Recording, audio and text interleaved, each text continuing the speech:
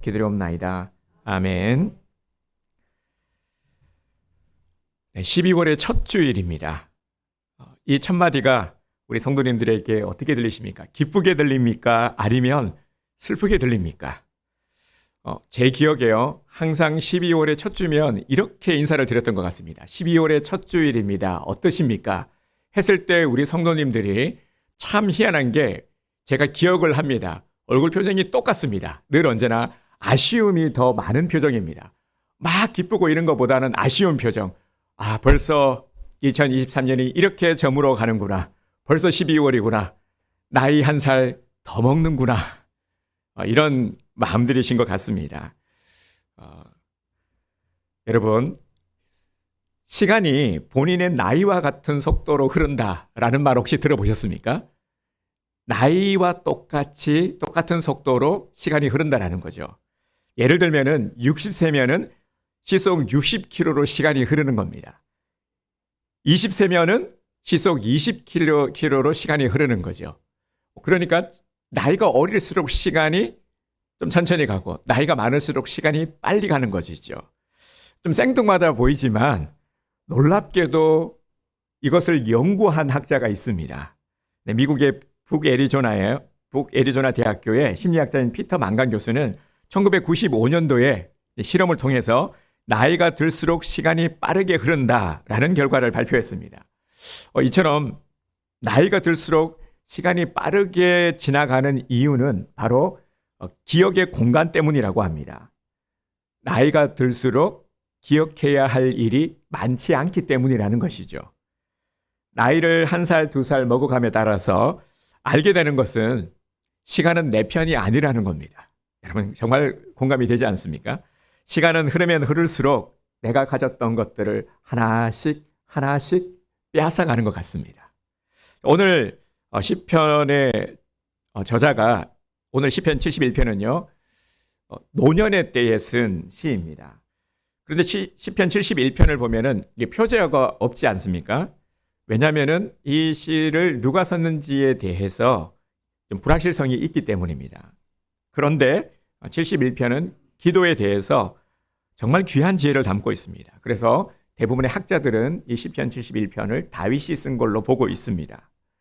시편 71편의 전체적인 흐름을 보면 자신이 어떤 일로 수치를 당하고 있는 그러한 처지에 있습니다. 1절이 이렇게 시작이 되고 있죠. 내가 영원히 수치를 당하게 하지 마소서. 지금 다윗은 큰 인생의 고비 가운데 있습니다. 수치를 당하고 있는데 언제 끝날지 알 수 없는 상황 가운데 있습니다. 그래서 나한테는 지금 이 무게가 너무 무겁습니다. 너무 힘이 듭니다. 못 견디겠어요. 속히 나를 도와주세요. 이런 간절한 마음이 시편 1편에 담겨 있습니다. 인생의 황혼기의 다윗은 지난 날을 회상하면서 하나님께 기도를 드리고 있습니다. 여러분, 다윗의 인생이 얼마나 파랑만장했는지를 우리는 잘 알고 있습니다. 특히 다윗의 말년은 참 많이 힘들었습니다. 다른 사람도 아닌 아들 압살롬이 반란을 일으켰죠. 아버지의 왕위를 뺏기 위해서 아들이 반란을 일으켰습니다. 이 아비의 마음은 어떠했겠습니까? 그런데 그가 진정으로 염려한 것은 이런 것들이 아니었습니다. 아들의 반란이 아니었습니다. 그가 더 관심을 가진 것은 하나님으로부터 버림을 받을까 하는 염려였습니다. 본문 9절을 보겠습니다. 9절을 보면 늙을 때에 나를 버리지 마시며 내미 제약할 때에 나를 떠나지 마소서라고 말합니다. 또 18절에 하나님이여 내가 늙어 백발이 될 때에도 나를 버리지 마시며 내가 주의 힘을 후대에 전하고 주의 능력을 장래의 모든 사람에게 전하기까지 나를 버리지 마소서. 아멘. 이렇게 말하고 있습니다. 나를 떠나지 마소서. 나를 버리지 마소서. 거듭 반복하여 외칩니다. 다윗은 왜 이렇게 떠나지 않도록 버리지 말아달라 이렇게 간곡하게 말하고 있는 것일까요? 지금 이 말을 누구에게 하고 있습니까? 그러면 다윗이 나를 버리지 말아 달라라고 말하고 있는 이 시점, 이때는 언제입니까? 본문에 보면은 그때가 언제인지를 말하고 있죠. 9절을 보면 우리가 앞서 9절 18절을 봤는데요. 9절에 늙을 때에, 그리고 18절에 보면 내가 늙어 백발이 될 때에도, 지금 나이가 들어 머리에 백발이 성할 때입니다. 다윗은 왜 이런 기도를 하는 것일까요? 하나님이 다윗에게 내가 너를 버릴 것이다 라고 말씀하신 적이 있습니까? 사실 하나님께서는 다윗에게 이렇게 말씀하신 적이 없죠. 하나님이 버리지 아니하셨지만 지금 자신이 처한 상황, 계속해서 끊임없이 어려움 가운데, 고난 가운데, 너무나도 극한 외로움 가운데 하나님께서 지금 내 꼬라지, 내 처지를 보니까 분명히 하나님께서는 나를 버리신 것 같아, 이런 느낌이 든 거죠. 이런 이제 주관적인 느낌의 표현인 겁니다. 독백이라고 할 수 있죠. 내가 이렇게 지독한 어려움을 당하는 것은 하나님이 나를 버린 것일 거야, 그런 마음으로 하는 지금 독백입니다. 그러면 다윗이 무엇 때문에 이런 연약한 생각이 든 것일까요? 다윗에게는 크게 세 가지의 문제가 있었습니다. 먼저는 사람들 때문입니다. 자신을 음해하려고 하는 사람들의 말들. 10절과 11절을 함께 보겠습니다. 내 원수들이 내게 대하여 말하며 내 영혼을 엿보는 자들이 서로 꾀하여 이르기를 하나님이 그를 버리셨은즉 따라잡으라, 건질 자가 없다 하오니. 아멘. 원수들이 뭐라고 말합니까? 하나님이 다윗을 버렸다. 그러니까 다윗에 대해서 좋지 않은 감정을 가지고 있는, 다윗을 미워하는 자들, 이들이 이제 보면서 하나님이 당신을 버렸다, 그렇기 때문에 지금 당신이 이렇게 지금 어려움을 당하고 있는 것 아니냐, 이런 지금 말들을 하고 있는 겁니다. 이 말씀과 함께 우리가 함께 매일 성경 큐티를 하고 있는 욥기의 말씀이 이렇게 또 떠오르지 않습니까? 그런 상황인 것이죠. 이 말을 들은 다윗의 마음이 어떠했을까요? 다른 건 몰라도 다윗에게 있어서 어떤 다른 욕들, 다른 어떤 부정적인 말보다 하나님이 버렸다라는 말은 너무나도 이건 참을 수 없는 모욕감, 너무나도 다윗에게는 비수처럼 꽂히는 말입니다. 상처가 되는 말이죠. 또 하나는 그를 둘러싼 환경 때문입니다. 지금 자신이 처한 환경이 너무너무 힘든 상황입니다. 다윗은 이 고난의 원인이, 그 원인이 다른 어떤 요인이 아니라 자신의 죄 때문이라는 것을 누구보다도 잘 알고 있었습니다. 다윗 하면은 어떤 사건이 떠오릅니까? 다윗이 참 보면 정말 다윗과 같은 그런 훌륭한 왕, 믿음의 사람도 없는데, 그죠? 그런 다윗에게도 인생의 흑역사가 있었죠. 이 다윗 하면은 바세바 사건, 그렇죠? 정말 이 다윗에게 어울리지 않는 이 엄청난 흑역사, 오점을 남긴 사건이죠. 바세바, 그리고 우리아를 죽인 일, 이런 과거의 일 때문에 자신이 고통당함을 이것 때문이라기보다도 이제 그 시점으로 해서 정말 하나님과 멀어지게 되고 또 죄악 가운데 있었음을 누구보다도, 그리고 그로 인해서 고통당했음을 잘 알고 있었습니다. 그래서 다윗은 정말 하나님께 내가 버림을 당할까 너무나도 두려웠던 것이죠. 12절을 다시 한번 보겠습니다. 하나님이여 나를 멀리하지 마소서, 나의 하나님이여 속히 나를 도우소서. 아멘. 이 한 절 속에 그런 마음들이 잘 담겨 있는 것입니다. 여러 가지 많은 것들이 감정 속에 그리고 또 그러면서 혹여나 정말 사람들의 말처럼, 저들이 내뱉는 저 말처럼 혹여나 하나님께서 나를 버리시는 것은 아닐까라는 이 두려운 마음의 고백인 것이죠. 다윗이 왜 이토록 이 버림당할 것에 대한 두려움이 큰 줄 아십니까? 다윗은 앞선 이 사울 왕이 하나님께 버림을 받는 모습을 지켜봤거든요. 옆에서요. 하나님으로부터 버림받는 것이 얼마나 무서운 것인지를 사울 왕을 보면서 누구보다도 이 다윗이 알고 있었던 겁니다. 똑똑히 지켜봤던 것이죠. 가장 무서운 형벌은 하나님으로부터 버림받는 것임을, 하나님께 버림받은 인생이 얼마나 비참한지를 누구보다도 다윗은 잘 알고 있었습니다. 그래서 자신도 사울 왕처럼 그렇게 하나님께 버림받을까 봐 두려웠던 것이죠. 다윗은 지금 몹시 연약해져 있는 상태입니다. 상황이 어렵기도 했지만 무엇보다도 인생의 노년기에 이르렀습니다. 사람들의 말에 휘둘린다, 흔들린다 하는 것은 그만큼 지금 내가 연약해져 있다라는 것을 보여주는 것이기도 합니다. 사람이 이제 나이가 들고 늙는다 하는 것은 참으로 아쉬운 부분들이 많습니다. 대개 보면 나이가 들 때 위기감이 찾아옵니다. 몸만 약해지는 것이 아니라 마음도 약해지기 때문이죠. 나를 받아줄 곳이 없다라는 것에 자괴감이 빠지기도 하고요. 그리고 조그만 일에도 이 섭섭함을 느낍니다. 어떤 말로 인해서, 그리고 정말 예전 같지 않게 작은 것에도 섭섭한 마음을 자꾸 느끼게 되죠. 이것이 노년에 마주하는 일입니다. 노년에는 모든 것이 약해집니다. 전도서 12장에도 보면 이런 말씀들이 있죠. 이런 모습들이 나옵니다. 늙어감을 희화한 내용인데요. 노년에는 손이 떨리고 허리가 구부러지고 이가 빠지고 시력이 현저히 떨어지고 머리가 휘어진다 하는 그런 말씀의 내용입니다. 나이가 들수록 인생이 허무하게 느껴지고 힘없는 자신의 모습을 보면서 내가 너무 초라하다 하는 느낌을 받습니다. 젊은 날에는 어땠습니까? 그토록 붙잡으려고 했고 또 내가 어떤 목표한 것들 이루기 위해서 정말 앞뒤 돌아보지 않고 열심히 땀 흘려서 일했죠. 그러나 나이가 드니까 모든 것은 다 지나가 버리더라 하는 것입니다. 자, 그런데요. 자, 이러한 다윗에게 변화가 일어납니다.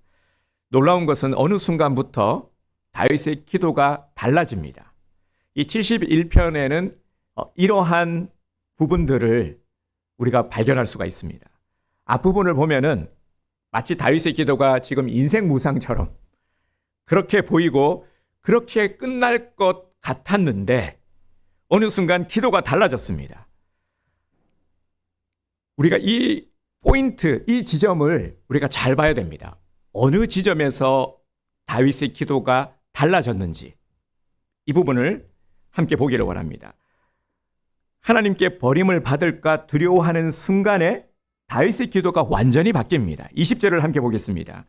우리에게 여러 가지 심한 고난을 보이신 주께서 우리를 다시 살리시며 땅 깊은 곳에서 다시 이끌어 올리시리이다. 아멘. 그러니까 다윗이 이제 하나님을 경외하는 마음을 회복한 것이죠. 하나님을 두려워하면서 하나님 앞에 엎드리면서 기도의 내용이 달라지기 시작한 겁니다. 분위기가 밝아지고 그리고 기도의 힘이 지금 들어가 있죠. 다시라는 말을 반복합니다. 이 부분도 우리가 주목해야 될 부분인데요. 다시 살리시면 다시 이끌어 올리시리이다. 그는 하나님을 다시 떠올립니다. 자신을 건지신 하나님을 생각합니다. 지난날 나를 건지신 하나님을 다시 생각합니다. 우리가 시편에서 가장 우리 성도님들이 사랑하는 시편이 시편 23편이죠. 여호와는 나의 목자시니 내게 부족함이 없으리로다. 그죠? 이 시를 누가 지었습니까? 다윗이 짓지 않았습니까? 이런 다윗이었어요. 젊은 날 다윗은 이렇게 주님을 찬양했죠. 그때의 주님을, 내가 만난 주님을, 내가 받은 은혜를 다시 생각한 것입니다. 나를 건지신 하나님을 다시 생각하는 것, 다시 하나님을 붙잡는 것. 이는 다윗이 하나님을 다시 경외하게 된 것입니다. 이게 정말 중요합니다. 하나님을 경외함의 모습, 이 경외함이 왜 중요한지를 다윗을 통해서 우리가 분명히 알게 되죠. 그러나 그러자 이 버림받음에 대한 두려운 마음을 극복하게 되고 다윗은 다시 자리에서 일어서게 됩니다. 21절을 이어서 보겠습니다. 나를 더욱 창대하게 하시고 돌이키사 나를 위로하소서.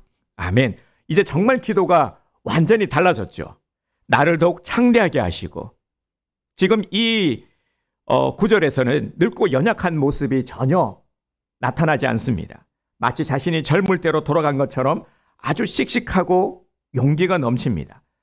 18절 하반절 보겠습니다. 내가 주의 힘을 후대에 전하고 주의 능력을 장래의 모든 사람에게 전하기까지 나를 버리지 마소서. 아멘. 이 기도 속에는 다윗의 간절한 소원이 담겨 있습니다. 주의 힘을 후대에 전하고, 이것이 무슨 뜻입니까? 여기서 주의 힘이란 하나님이 행하신 능력을 의미합니다. 하나님이 베푸신 구원의 능력, 보호하시는 하나님의 능력을 말합니다. 주의 능력을 장래의 모든 사람에게 전하기까지, 과거에 역사하신 하나님의 능력을, 자신이 체험한 은혜를 모든 사람에게 전하고 싶다 하는 그의 간절한 소원이 담겨 있습니다. 다윗은 내가 만난 하나님을, 내가 받은 은혜를, 그 경험을, 하나님을 전하고 싶어 합니다. 과거에 역사하신 하나님이 오늘도 내일도 역사하실 것이라는 것을 믿기 때문에 다윗은 다시 일어설 수 있었습니다. 그분의 힘과 능력을 이제는 내가 침묵하지 않고 전하겠다. 하나님께서 나를 통해서 이 일을 하기를 원하심을 알기 때문에 이것을 사명으로 여기고 이제 나는 전하겠다. 이제 나타내 보이겠다. 특히 다음 세대, 그죠? 후손에게, 다음 세대에게 전하겠다라는 것입니다. 소망이 생긴 것이죠. 이제 내 대해서 모든 것이 끝나고 의미 없다가 아니라 다음 세대를 바라보면서 이제 심겠다라는 겁니다. 여기에서 다윗의 비전이 드러나고 있습니다.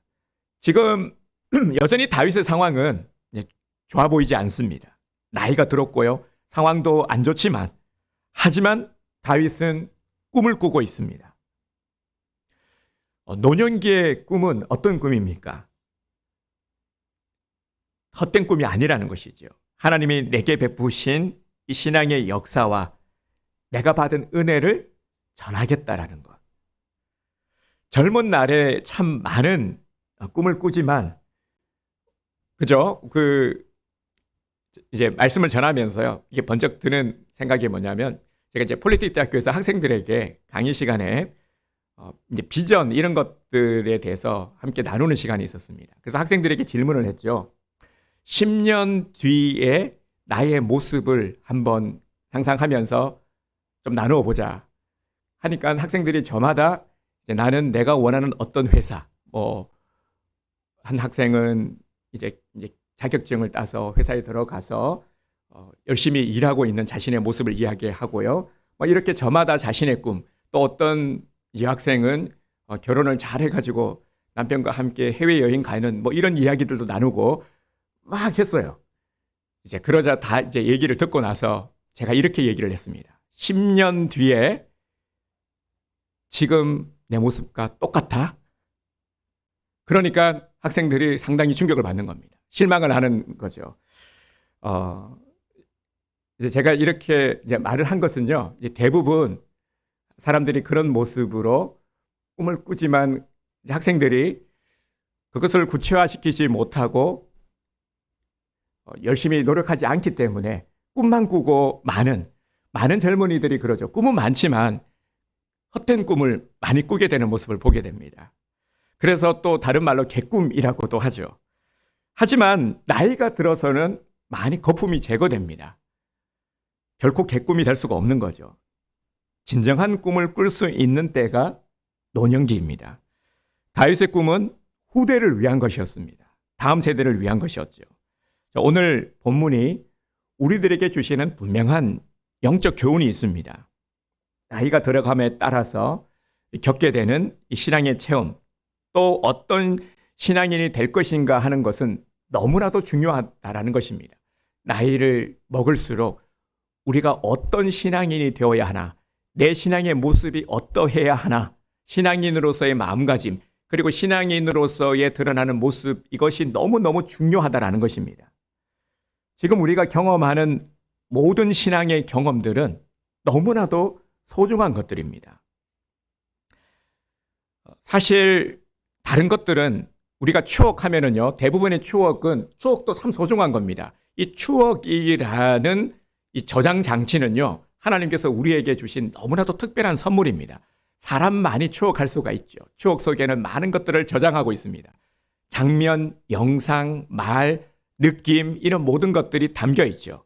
그런데 추억도 참 소중하지만 신앙적인 체험은 추억 이상의 가치가 있는 겁니다. 추억은 나에게 있어서 소중한 것이죠. 하지만 우리가 신앙의 체험, 은혜 받은 경험, 이런 것들은 추억뿐 아니라 이것을 나눌 수 있기 때문입니다. 다른 이들에게도 나눌 수 있는 것이죠. 이를 통해서 선한 영향력을 미칠 수 있습니다. 그래서 내 삶에 큰 일을 행하신 하나님의 흔적들을 이 되찾는 일은 굉장히 중요한 겁니다. 제가 절기 때마다 말씀드리지만 절기의 공통된 의미가, 절기를 왜 지키냐면은 바로 하나님께서 나를 여기까지 인도하신 그 은혜를 되짚어 보는 것, 그 은혜를 기억하는 겁니다. 이게 제일 중요한 거죠. 하나님이 베푸신 은혜를 기억하는 것. 우리가 세상의 삶을 살다 보면은 사회생활을 하다 보면은 늘 언제나 놓치기 쉬운 겁니다. 하나님의 은혜의 손길, 일하다 보면 놓칠 수가 있죠. 이런 우리들을 위해서 은혜 장치를 마련해 주신 것입니다. 절기를 통해서. 그리고 주일 예배 너무나도 중요하죠. 말씀을 들으면서 기억하는 겁니다. 아, 내가 놓쳤던 마음. 아, 그래, 맞아. 이 마음을 내가 놓쳤지. 이걸 다시 회복해야 되겠다. 내가 다시 이제 믿음의 줄을 부여잡게 되는 것입니다. 이 작용들이 지금 오늘 이 시간 우리들 가운데서도 나타나고 있는 줄 믿습니다.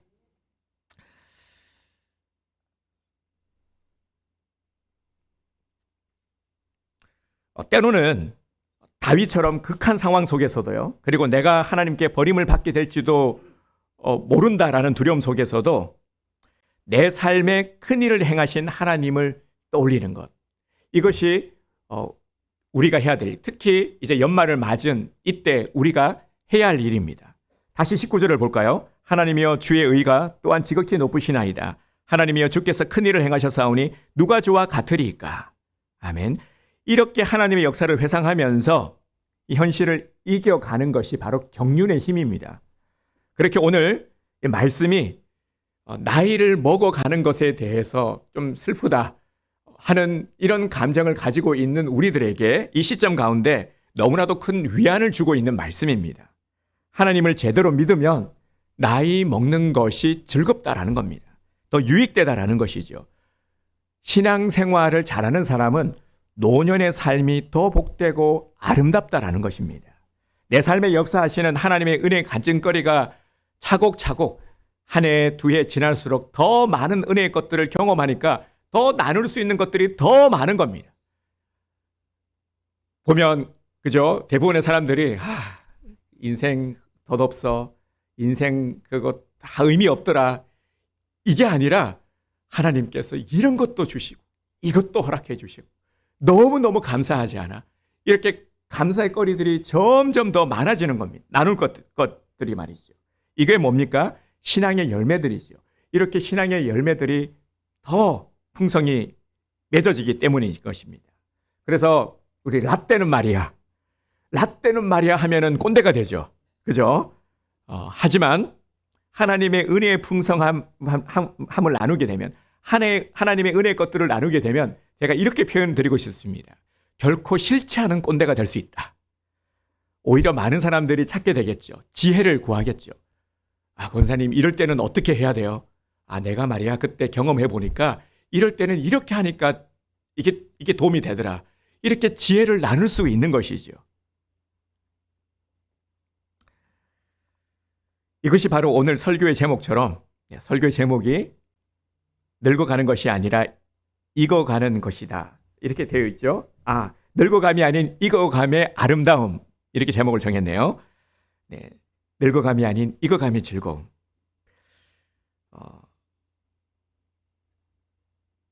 제목처럼 말이죠. 정말 나이가 들어도 늙어가는 것이 아니라 우리는 익어가는 것입니다. 지금부터는 우리가 이렇게 인식을 하시기 바랍니다. 나이를 먹어가는 것이 아니라 나는 점점 더 익어가는 것이다. 제가 어릴 때 제 기억에 초등학교를 다닐 때였던 것 같습니다. 그때 이제 제 기억에요. 연로한 한 사모님이 제게 이런 말을 해줬던 것들이 기억이 납니다. 뭐라고 했냐면 저 꼬맹이 때 저한테 얼른 영글어서 장가 가거라 라고 말을 해주더라고요. 근데 저는 뭐 조그마한 애가 뭐 영글다 장가 뭐 이런 것들이 와닿았겠습니까? 전혀 저는 이해를 하지 못했죠. 근데 이 말이 희한하게요, 지금도 기억이 납니다. 그때 그 장면이, 그 사모님이 대뜸 저한테 그렇게 얘기를 해주시는데 아직도 이게 잊혀지지 않아요. 그리고 이 의미를 깨닫기까지는 시간이 상당히 많이 걸렸죠. 결혼을 하고 나서 문득 어느 날 그때 그 사모님이 했던 말이 이렇게 쑥 기억이 나면서 느껴지는 게 있는 겁니다. 아, 왜 영글어서 장가 가라 했을까 하는 것들이 이게 또 이제 느껴지는 겁니다. 잘 영글어야 되죠, 그죠? 설익으면은 나도 힘들고 가족들도 힘들지 않습니까? 우리는 영적으로 잘 영글어진 그리스도인이 되어야 합니다. 사랑하는 성도 여러분, 오늘은 대림절 첫 주일을 알리는 우리 12월 첫 주입니다. 늘 그렇지만 12월입니다 하면 한숨과 아쉬움의 탄식이 나오죠. 항상 우리가 어떤 습관이 있냐면 이제 돌아보면 아쉬운 것들을 먼저 기억하는 습관들이 있습니다. 이것도 좀 스스로 우리가 노력해서 바꿔야 될 부분이죠. 먼저 감사를 떠올리면 더한 감사로 채워지게 되는데 늘 언제나 우리가 부여잡고 있는 것이 아쉬움. 아, 아쉽다. 이거 했었어야 되는데. 아, 이거 내년에 할 수 있을까? 이런 아쉬움이 우리들에게는 있죠. 그런데 이 아쉬움을 우리는 주님 주시는 은혜로 감사로 채워야 됩니다. 이 빈 공간을, 아쉬움의 공간을 은혜로 감사로 채우지 않으면 공허하게 되기 때문입니다. 벌써 이렇게 시간이 흘렀죠. 그죠? 또 한 해가 저물어 가는 시점이기도 합니다. 그러면 우리가 한번 냉철하게 또 나를 돌아보기 원합니다. 오늘 함께 말씀을 나누면서 나는 나이가 들어가면서 어떤 모습인 것 같습니까? 내 모습을 잠시 한번 돌아보기를 원합니다. 나는 어떤 모습입니까? 지금 나의 모습, 어떤 긍정적인 변화가 있습니까? 이 말을 달리하면 지금 내 신앙의 모습은 어떠한가 하는 것입니다. 나는 어떤 모습으로 신앙생활을 하고 있습니까? 이게 정말 중요한 것이죠. 한 어르신이 제게 이런 말씀을 해주셨습니다. 노년의 가장 큰 고통은 외로움이다. 나이를 먹으면 너무 외로운 게 너무 힘들어. 이런 말씀을 해주셨어요. 아무도 찾아오지 않는 외로움, 이게 가장 힘들게 한다라는 겁니다. 노노에 나오는 첫 구절이요. 유붕이 자원 박내면 불역열호하라는 구절이 이제 첫 구절인데요. 이제 구절의 뜻이 벗이 있는데 나를 멀리서 찾아와주면 또한 기쁘지 아니한가라는 겁니다. 나를 알아주고 나를 찾아와주는 사람이 있는 것, 이거야말로 사람에게 있어서는 제일 즐거운 일이다 하는 것이죠. 반면에 아무도 나를 찾아주지 않을 때, 그러면 사람들은 소외감을 느낍니다. 버림받았다라는 생각이 들죠. 자녀에게 버림받고 섭섭한 것이 자꾸 생각납니다. 또 어떤 말들, 또 배신감, 뭐 이런 마음들 또 들고요. 그러다 보니까 자꾸 소외되는 것입니다. 사람들이 제일 싫어하는 감정이 바로 이 외로움의 감정이라고 합니다. 그래서 외로운 감정이 들면 사람들이 이걸 어떻게 극복하려고 하냐면은 자꾸 사람에 집착하게 되는 거죠. 그래서 모임에도 적극적으로 가는 겁니다. 사람 때문에 말이죠. 외부 활동을 아주 열심히 하시는 분들이 있습니다. 산악회 가입도 하고 또 여기저기 각종 모임에 열심히 참여하는 분들도 있습니다. 제 기억에요. 제가 이제 어떤 모임에 갔었는데 이분이 되게 바쁜 겁니다. 시기를 계속 보면서 식사하는 자리였는데, 그래서 그때가 이제 12월 한 중순 넘어가는 시점이었던 것 같습니다.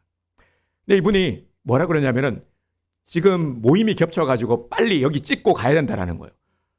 그래서 뭘 그리 바쁘세요? 그랬더니 내가 참여하는 모임이 한 20군데 정도 되는데 이 연말이 되니까 막년에 한다고 다 몰려 있어서 죽겠다고 하면서 여기저기 가야 된다고 막 바쁘다는 말씀을 하셨어요. 그래서 그때 20군데, 그러니까 뭐 산악회, 무슨 뭐 모임, 향후회, 뭐 이런 모임, 각종 모임이 20개나 된다라는 거예요.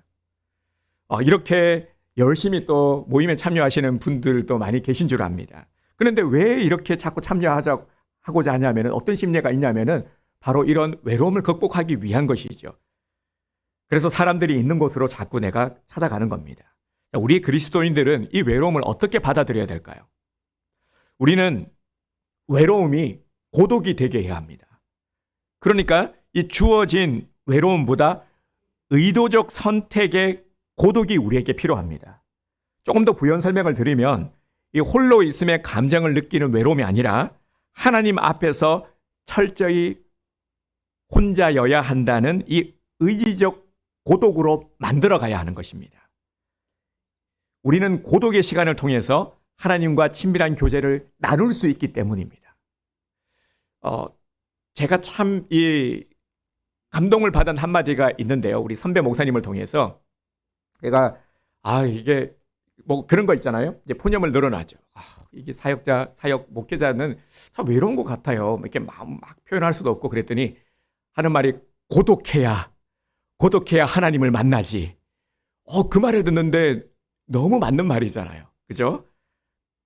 고독해야 하나님을 만나죠. 우리가 왜 하나님을 만나지 못합니까? 우리는 너무 바쁘죠.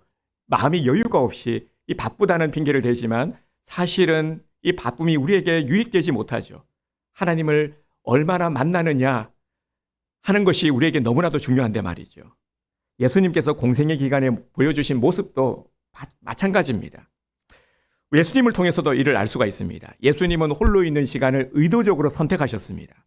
예수님은 제자들과 함께 하시기 전에 아버지와의 시간을 보내기 위해서 홀로 계셨죠. 예수님께서는 제자들에게도 어떤 기도를 강조하셨습니까? 골방 기도를 강조하셨어요. 홀로 고독하게 하나님과 만나는 시간을 가질 것을 말씀하셨습니다. 바쁜 일과 속에서도 홀로 있는 시간을 철저하게 붙드셨습니다. 특히 오늘 분주한 현대를 살아가는 우리들에게 있어서 이 하나님을 만나는 고독의 시간은 절대적으로 필요한 겁니다. 우리들이 살아가기 위해서 정말 우리가 신앙적인 오늘 우리가 함께 나눈 이 은혜의 많은 경험들을 우리가 하기 위해서는 하나님과의 고독한 시간, 이 고독하게 하나님과 만나는 시간이 필요한 것입니다. 이 고독의 시간이 하나님의 임재 가운데로 들어가는 통로가 되기 때문입니다. 하나님과 독대함으로 주어지는 그 기쁨과 만족감, 이것은 우리가 누릴 수 있는 최상의 선물인 것입니다. 고독은 단순히 홀로 있는 것이 아니라 하나님과 독대하는 시간입니다. 그래서 우리가 삶을 살아가면서 외롭다라고 느껴질 때면은 하나님을 만나야 되는 신호로 여기시기 바랍니다. 그런 감정이 들 때는 이것을 선택적 고독으로 바꾸셔야 됩니다. 이 외로움을 이기지 못하면 상처 입은 영혼으로 남게 되지만 이렇게 외로움을 끌어안으면 상처를 치유받는 영혼으로 회복된 영혼으로 살아가게 되는 것입니다. 오늘 우리는 외로움의 끝에서 나에게 다가오시는 주님을 만나야 됩니다. 오늘 우리 성도님들이 모두가 다 주님을 만나게 되기를 주님의 이름으로 축복합니다. 우리 요절을 함께 선포하도록 하겠습니다. 오늘 요절 말씀 함께 선포할까요? 시작. 내가 너희를 고아와 같이 버려두지 아니하고 너희에게로 오리라. 요한복음 14장 18절 말씀. 아멘. 이번 주 요절은 상당히 짧습니다. 금방 암송하실 수 있으실 겁니다. 내가 너희를 고아와 같이 버려두지 아니하고 너희에게로 오리라. 주님은 오늘 우리들에게 나에게 말씀하고 있습니다. 내가 너를 고아와 같이 버려두지 않겠다라고 약속하고 계십니다. 여러분, 세상에서 가장 맛있는 라면이 무슨 라면인 줄 아십니까? 신라면? 주님과 함께 라면. 네, 이 주님과 함께 라면을 드시기 바랍니다. 하나님이 나이를 먹는 것을 서글퍼하는 우리들에게 원하시는 것은 바로 영그러가는 신앙인이 되는 것입니다. 영그러가는 신앙에 초점을 맞추면 오히려 나이를 먹는 것이 더 즐겁고 만족스럽고 여유로워지고 아름다운 삶의 모습이 될 것입니다. 이렇게 사시는 분 중에 이제 한 분을 소개하자면은 김영석 교수님이라는 분이 계십니다. 이분이 100년을 살아보니라는 책을 쓰셨죠. 이분이 뭐라고 말씀을 했냐면요. 내가 100년을 살아보니까 65세에서 90세 때가 가장 좋았더라 라고 말씀을 하세요. 인생은 65세부터 해서 65세부터 90세 때가 마음이 가장 이 평안함을 느꼈다고 합니다. 65세에서 90세에 해당되시는 분들은 지금 가장 좋은 때를 살고 계시는 겁니다. 네, 해당되시는 분들 네. 의외로 아멘이 많네요. 네. 아유. 네. 가장 좋은 때를 살고 계신다. 네. 이분 책도 꼭 한번 읽어보시기 바랍니다. 네. 하나님을 섬기면서 이 찾아오는 나이 듦은 연그러져 가는 아름다움이 있습니다. 세상의 가치관을 따라 살면은 나이 먹는 것이 대단히 서글퍼집니다. 막 슬퍼지고 막 외로워져요. 하지만 하나님 안에서 우리는 나이를 먹을수록 시간이 갈수록 더 많은 것들을 경험하게 되고 은혜의 많은 추억들을 우리가 간직하고 또 나누게 되는 것입니다. 그리스도인들은 늘 언제나 꿈을 꿉니다.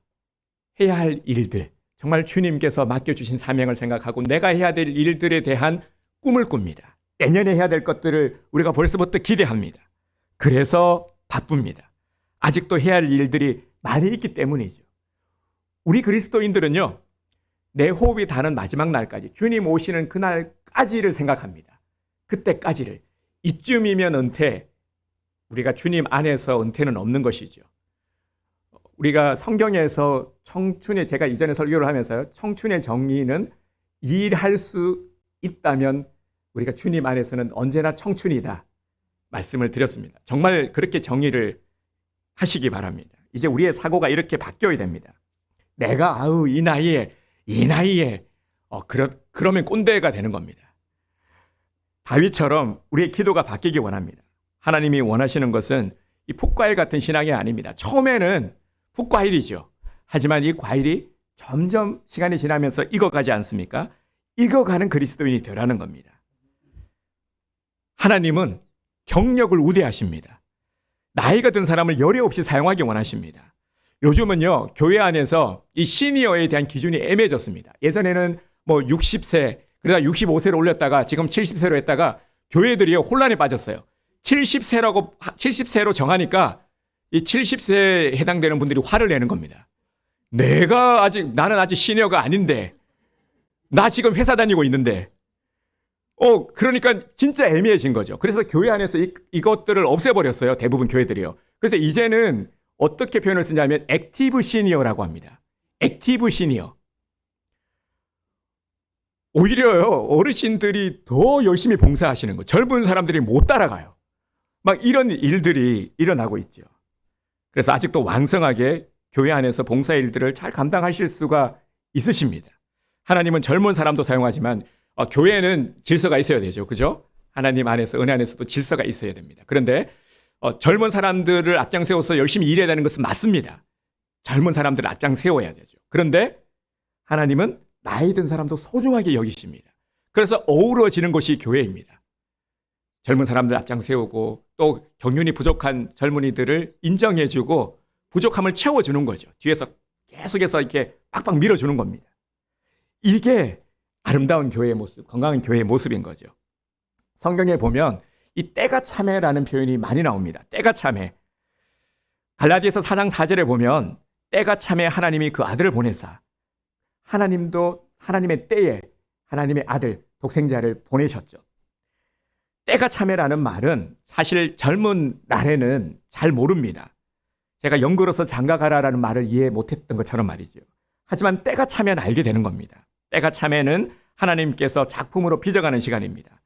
성경의 인물들을 통해서 우리가 이것을 또 확인할 수가 있죠. 모세가 본격적으로 하나님의 일을, 사역을 시작한 나이가 몇 살이었습니까? 80세였어요. 특히 40년은 광야에서 한 게 없어요. 고독하게 하나님을 만나는 시간이 40년이었어요. 다른 것 안 하고 40년 동안 고독하게 하나님만 만난 거예요. 광야 생활했어요. 그런데 그 시간들을 통해서 만들어낸 작품이 모세입니다. 갈렙도 85세에 가슴이 여전히 뛰었습니다. 오랜 신앙의 경험이 만들어낸 열정인 것이죠. 그래서 믿음의 사람은 영원한 청춘이다. 일할 수 있으면 청춘이다 하는 것입니다. 그리고 신약의 요한도 90세까지 사역을 했어요. 핍박 당하면서도 그 신약의 요한계시록을 반모섬에서 기록을 했습니다.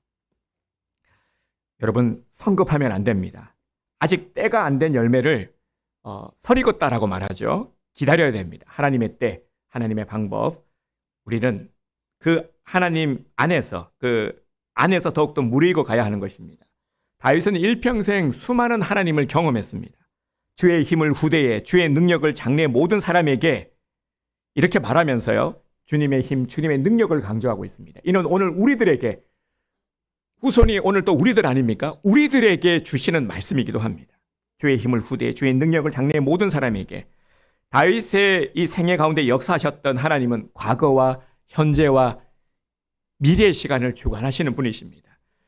성경은 과거에 쓰여진 것이지만, 하지만 과거와 현재와 미래를 주관하시는 하나님이 이 동시다발적으로 말씀하고 역사하시는 겁니다. 그래서 이 성경을 읽으면 과거에 머무는 말씀이 아니라 오늘 우리들에게 직접적으로 주시는 주님의 음성인 것이죠. 이렇게 우리가 믿고 받아들이는 것입니다. 오늘 우리들에게 말씀하시고 계십니다.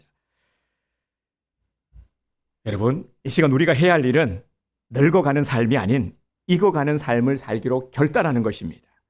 늙어가는 것보다 익어가는 삶이 훨씬 더 아름답습니다. 우리는 늙어가는 것이 아니라 뭐라고요? 조금씩 익어가는 것입니다. 이렇게 딱 이제 마음에 딱 각인을 시키시기 바랍니다. 우리 함께 이 시간 기도하겠습니다. 우리 기도할 때 주님, 눈앞에 보이는 상황 때문에 무너지지 않게 하소서.